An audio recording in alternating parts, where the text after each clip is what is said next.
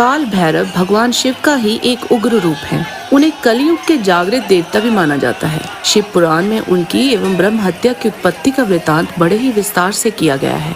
आगे बढ़ने से पहले अगर आप पहली बार हमारा वीडियो देख रहे हैं तो हमारे चैनल को सब्सक्राइब अवश्य करें। हम सनातन धर्म से जुड़े ऐसे रोचक वीडियोस लाते ही रहते हैं। शिव महापुराण के श्री शतरुद्र संहिता अध्याय 8 में भैरव जी की उत्पत्ति का संपूर्ण विवरण हमें मिलता है। इसके अनुसार भगवान शिव के परम रूप भैरव जी ही हैं। एक समय की बात है, ब्रह्मा जी सुमेरु पर्वत पर बैठकर ध्यान में मगन थे। उसी समय देवता उनके पास आए और उन्हें नमस्कार कर उन्होंने ब्रह्मा जी से पूछा कि इस संसार में अविनाशी तत्व क्या है। इस पर ब्रह्मा जी बोले, इस संसार में मुझसे बढ़कर कोई भी नहीं है। मेरे द्वारा ही ये सारा संसार उत्पन्न हुआ है। मैं ही स्वयंभू आज ईश्वर अनादि भोक्ता ब्रह्मा और निरंजन आत्मा हूँ। मेरे कारण ही संसार प्रवृत्त और निवृत्त होता है। ब्रह्मा जी के इन वचनों को सुनकर वहीं बैठे श्री हरि विष्णु को बहुत बुरा लगा और वे ब्रह्मा जी से बोले, तुम इस प्रकार अपनी स्वयं ही प्रशंसा ना करो, क्योंकि मेरी आज्ञा के फल स्वरूप ही तुम इस सृष्टि के रचयिता हो। इस प्रकार श्री हरि और ब्रह्मा जी आपस में ही लड़ाई करने लगे। तब उन्होंने अपने को उच्च सिद्ध करने के लिए वेदों का स्मरण किया। फल स्वरूप चारों वेद वहाँ उपस्थित हो गए। सर्वप्रथम ऋग्वेद बोले,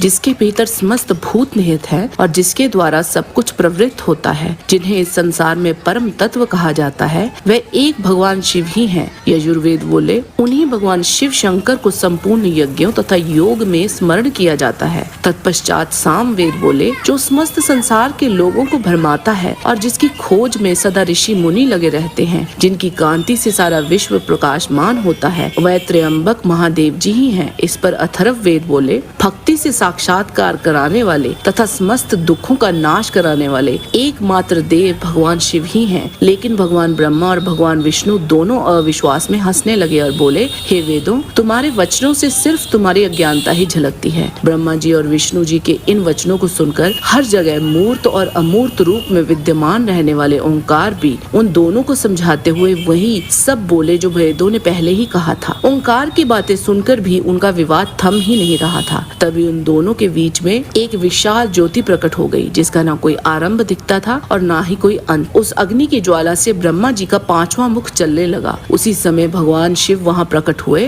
ब्रह्मा जी शिव जी से बोले, हे पुत्र, तुम मेरी शरण में आ जाओ, मैं तुम्हारी रक्षा करूंगा। तुम मेरे सिर से ही प्रकट हुए हो। ब्रह्मा जी के इस प्रकार के वचनों को सुनकर भगवान शिव को भी क्रोध आ गया। उनके क्रोध से तत्काल ही एक पुरुष उत्पन्न हो गया। उसका नाम भैरव था। भगवान शिव ने उस पुरुष को आदेश देते हुए कहा, हे कालराज, तुम साक्षात काल के समान हो, इसीलिए आज से तुम जगत में काल भैरव के नाम से विख्यात होगे। तुम ब्रह्मा का गर्व नष्ट करो तथा इस संसार का पालन करो। आज से मैं तुम्हें काशीपुरी का आधिपत्य प्रदान करता हूँ। वहाँ के पापियों को दंड देना तुम्हारा ही कार्य होगा। वहाँ के मनुष्यों द्वारा किए गए अच्छे बुरे कर्मों का लेखा चित्रगुप्त स्वयं रखेंगे। भगवान शिव के इस आदेश को काल भैरव ने प्रसन्नता पूर्वक ग्रहण किया। तत्पश्चात उन्होंने अपनी बाईं उंगली के अग्रभाग से ब्रह्मा जी का 5वां सिर काट दिया। यह देख ब्रह्मा जी भयभीत होकर शतरुद्रीय का पाठ करने लगे। भगवान शिव की कृपा से ब्रह्मा जी और विष्णु जी के बीच का विवाद तुरंत समाप्त हो गया। ब्रह्मा जी को शिव जी का अपमान करने पर अत्यंत पछतावा हुआ। वहाँ भगवान शिव ने उन्हें क्षमा भी कर दिया। तत्पश्चात भगवान शिव ने काल भैरव को आज्ञा दी कि वे सदा ब्रह्मा और विष्णु का आदर करें और पापियों को दंड प्रदान करें। भगवान शिव की आज्ञा से काल भैरव ने कपालिक व्रत को धारण किया।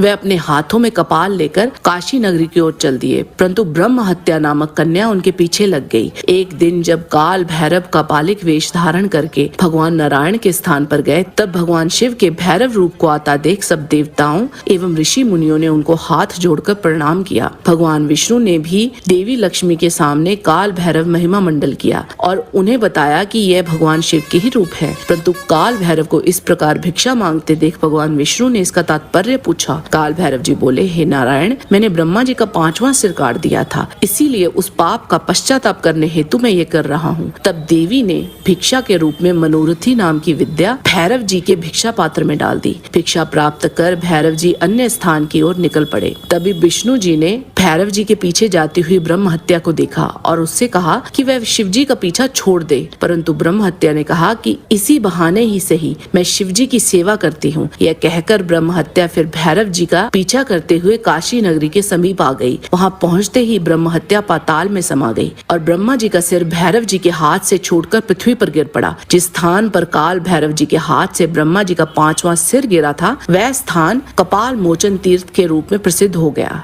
जब तक भैरव जी पूरी पृथ्वी का भ्रमण करके काशी नहीं पहुँचे, उनके हाथ में ब्रह्मा जी का सिर चिपका रहा और काशी पहुँचते ही वह छूट गया। इसीलिए काशी नगरी को पाप नाशनी माना जाता है। आज के वीडियो में बस इतना ही। जाने से पहले लाइक